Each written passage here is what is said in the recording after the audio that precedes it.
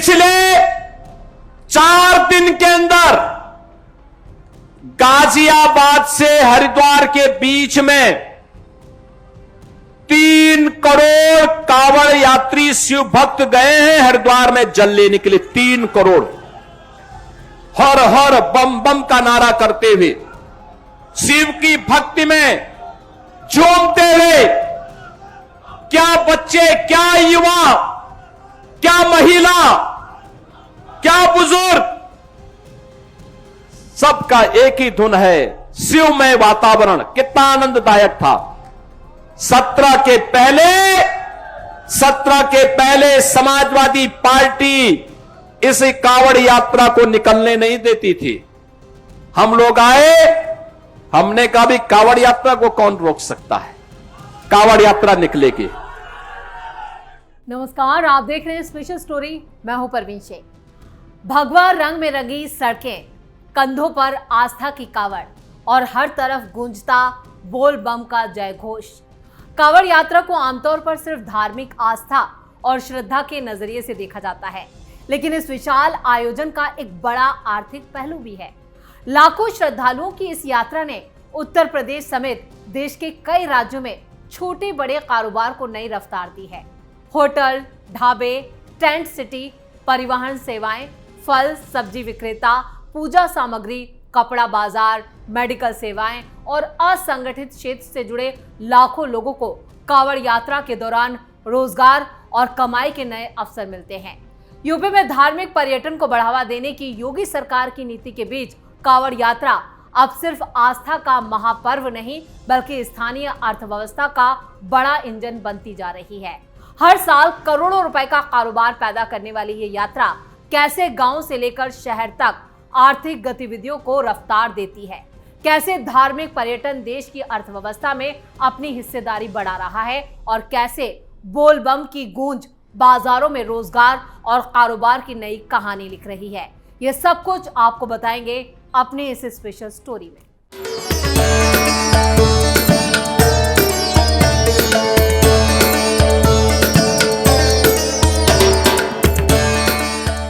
सावन की फुहार, आस्था अपरंपार, अद्भुत इंतजाम, कावड़िए बम बम। सावन की शिवरात्रि पर नमो नमो शंकरा। यूपी में अद्भुत आदित्य। कावड़ यात्रा, भगवा वस्त्रों में सजे लाखों कावड़िए, कंधों पर आस्था की कावड़ और जुबा पर गूंजता बोल बम का जय घोष। सावन के महीने में जब सड़कों पर शिव भक्तों का सैलाब उतरता है तो ये सिर्फ धार्मिक आस्था की तस्वीर नहीं होती, बल्कि इसके साथ चलती है करोड़ों रुपए की एक विशाल आर्थिक गतिविधि, कावड़ यात्रा, जिसे अब तक सिर्फ श्रद्धा और परंपरा के नजरिए से देखा जाता था। वही यात्रा आज स्थानीय अर्थव्यवस्था के लिए एक बड़े अवसर के रूप में सामने आ चुकी है। आप तो बताइए, पहले उत्तर प्रदेश के अंदर कांग्रेस को सर्वाधिक समय तक शासन करने का अवसर प्राप्त हुआ। समाजवादी पार्टी को 4 बार प्रदेश के अंदर मुख्यमंत्री बनने का अवसर प्राप्त हुआ। आखिर उन्होंने युवाओं के सामने क्या ऐसा किया कि युवा इनके साथ जाए? ये सच है कि कांग्रेस ने भी और समाजवादी पार्टी ने भी, कांग्रेस ने देश के युवा के लिए और समाजवादी पार्टी ने यूपी के युवा के सामने पहचान का संकट खड़ा किया था। योगी ने कांग्रेस और सपा के सामने अब बड़ी लकीर खींच दी है। अब युवाओं के सामने होटल से लेकर ढाबे तक, पूजा सामग्री से लेकर कपड़ों तक, परिवहन से लेकर छोटे दुकानदारों तक कांवड़ यात्रा का असर समाज के हर उस वर्ग तक पहुंचता है जो इस अस्थायी लेकिन विशाल बाजार से जुड़ता है। उत्तर प्रदेश में धार्मिक पर्यटन को बढ़ावा देने की योगी आदित्यनाथ सरकार की रणनीति में कांवड़ यात्रा एक अहम कड़ी बनकर उभरी है। अयोध्या, वाराणसी, प्रयागराज, मथुरा, चित्रकूट, नैमिषारण्य और विंध्याचल जैसे धार्मिक केंद्रों के विकास के साथ राज्य में धार्मिक यात्राओं से जुड़ी अर्थव्यवस्था लगातार विस्तार ले रही है। युवाओं की प्रतिभा को देख करके हम लोगों को लगता है कि चाहे वो पीएम स्टार्टअप की स्कीम हो, पीएम स्टैंड अप की स्कीम हो, डिजिटल इंडिया की स्कीम हो, युवाओं के लिए पीएम इंटर्नशिप की स्कीम हो, या फिर मिशन रोजगार के अंदर इन युवाओं के लिए नौकरी देने के बाद आज बिना भेदभाव के युवाओं को नौकरी उपलब्ध करवाई जा रही है। आस्था के साथ चलता करोड़ों का बाजार। सावन आते ही उत्तर प्रदेश और आसपास के राज्यों में कांवड़ यात्रा की तैयारियां शुरू हो जाती हैं। हरिद्वार गंगा जल लेकर निकलने वाले लाखों शिव भक्त जब अपने गंतव्य की ओर बढ़ते हैं तो उनके साथ एक पूरा आर्थिक तंत्र यानी एक पूरा इकोनॉमिक सिस्टम एक्टिव हो जाता है। लखनऊ गिरी इंस्टीट्यूट ऑफ डेवलपमेंट स्टडीज की 2024 की एक रिसर्च रिपोर्ट के मुताबिक कांवड़ यात्रा उत्तर प्रदेश में करीब 1000 करोड़ रुपए से ज्यादा की आर्थिक गतिविधियों को जन्म देती है। वही व्यापारी संगठनों के अनुमान के मुताबिक इस साल सावन के दौरान कांवड़ यात्रा से जुड़ा कारोबार करीब 1500 करोड़ रुपए तक पहुंच सकता है। यह कारोबार सिर्फ कारोबारियों तक सीमित नहीं रहता, इसका सबसे बड़ा फायदा छोटे दुकानदारों, रेहड़ी पटरी वालों और स्थानीय कारीगरों और इसके साथ ही गाड़ी चलाने वालों और असंगठित क्षेत्र के मजदूरों को मिलता है। यानी कांवड़ यात्रा कुछ दिनों के लिए ही सही, लेकिन हजारों गांवों और कस्बों में आर्थिक चक्र को तेज कर देती है, यानी आर्थिक स्थिति को सबसे ज्यादा रफ्तार देती है। भगवा टी शर्ट से कलश तक हर सामान की बढ़ती मांग। कांवड़ यात्रा के दौरान धार्मिक चीजों का बाजार सबसे ज्यादा सक्रिय हो जाता है। भगवा टी शर्ट, गमछे, कांवड़ सजाने का सामान, शिव के चित्र वाले कपड़े, रुद्राक्ष की माला, पूजा सामग्री और स्टील के कलश की मांग तेजी से बढ़ जाती है। कारोबारियों के मुताबिक महादेव के स्लोगन वाली टी शर्ट युवाओं में काफी लोकप्रिय है। इनकी कीमत 80 रुपए से लेकर 500 रुपए तक होती है। इसके अलावा कांवड़ को आकर्षक बनाने के लिए रंग बिरंगे कपड़े, लाइटिंग, फूलों की सजावट और धार्मिक प्रतीकों से जुड़े सामान भी बड़ी मात्रा में खरीदे जाते हैं। इस बाजार की खास बात यह है कि इसमें छोटे कारोबारी भी बड़ी भूमिका निभाते हैं। गांव कस्बों में छोटी दुकान लगाने वाले लोग सावन के दौरान अपनी ज्यादा यानी एक्स्ट्रा कमाई कर लेते हैं। मौसम ने बदली मांग, रेनकोट से पानी तक बड़ी बिक्री। कांवड़ यात्रा का आर्थिक असर सिर्फ धार्मिक सामानों तक सीमित नहीं रहता। सावन के मौसम में बारिश और उमस के कारण कई दूसरे उत्पादों की मांग भी बढ़ जाती है, जैसे रेनकोट, चप्पल, वाटरप्रूफ मोबाइल कवर, बोतल बंद पानी, ग्लूकोज, फल और सब्जियों और दवाइयों की बिक्री में भी तेजी देखने को मिलती है। लंबी दूरी पैदल तय करने वाले श्रद्धालुओं के लिए रास्ते में मिलने वाली छोटी छोटी सुविधाएं भी एक बड़े बाजार का आकार ले लेती हैं। एक पानी की बोतल बेचने वाला दुकानदार हो या फल का ठेला लगाने वाला एक छोटा सा व्यापारी, कांवड़ यात्रा के दौरान हर छोटे कारोबारी को अतिरिक्त कमाई का मौका मिलता है, यानी एक्स्ट्रा इनकम। ढाबों और खानपान कारोबार को मिला बूस्टअप। कांवड़ यात्रा के दौरान सबसे बड़ा फायदा खाने पीने जो क्षेत्र है, जो होटल ढाबे हैं, उनको सबसे ज्यादा फायदा मिलता है। हजारों किलोमीटर लंबे कांवड़ मार्गों पर अस्थायी शिविर, भोजन केंद्र, चाय की दुकानें और ढाबे एक्टिव हो जाते हैं। लाखों श्रद्धालुओं की आवाजाही के कारण भोजन, नाश्ता, पानी, आराम की सुविधाओं की मांग कई गुना बढ़ जाती है। इससे स्थानीय स्तर पर रोजगार भी पैदा होता है।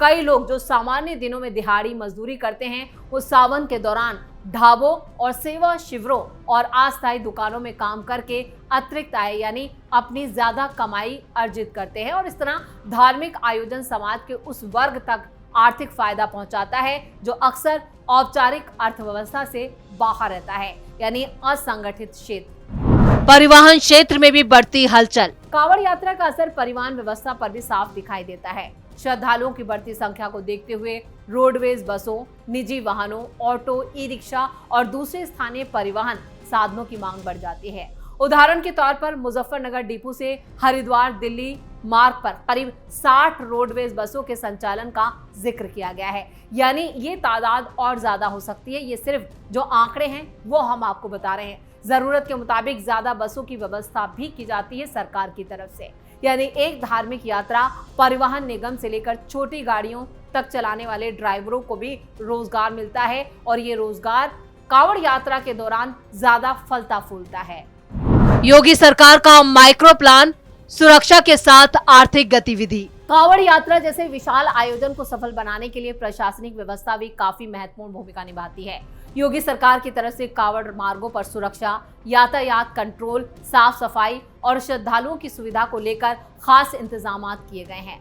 कांवड़ मार्गों पर खान पान की दुकानों के लिए खाद्य लाइसेंस और रजिस्ट्रेशन जैसी व्यवस्थाओं पर जोर दिया जाता है। सुरक्षा के लिए सीसीटीवी, ड्रोन निगरानी और पुलिस बल की एक्स्ट्रा तैनाती की जाती है।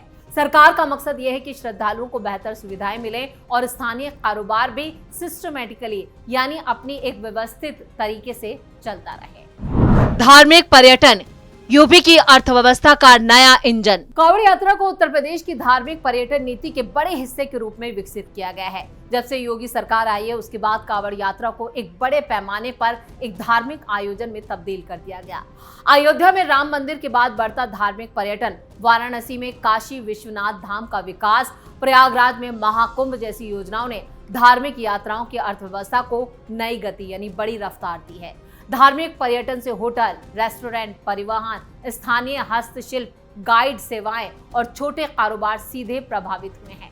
यही वजह है कि उत्तर प्रदेश सरकार धार्मिक पर्यटन को रोजगार और निवेश के बड़े क्षेत्र के रूप में देख रही है और लगातार इस पर काम हो रहा है, जो अब एक बड़ी अर्थव्यवस्था का आकार ले रहा है।